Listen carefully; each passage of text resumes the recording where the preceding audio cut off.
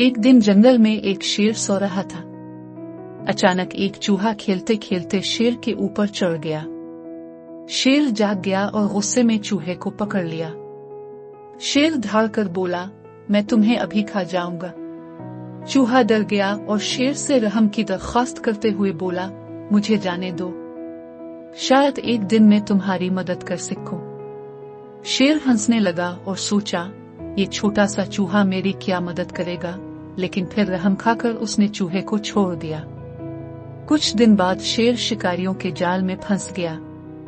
वो जाल से निकलने की बहुत कोशिश कर रहा था लेकिन नाकाम रहा। चूहा शेर की धार सुनकर वहां पहुंचा और अपने तेज दांतों से जाल काटकर शेर को आजाद कर दिया। शेर शुक्रगुजार होकर बोला, मैं गलत था, छोटे लोग भी बड़ा काम कर सकते हैं। सबक: किसी को कमजोर या छोटा समझकर कमतर न जाने। हर किसी की अहमियत होती है।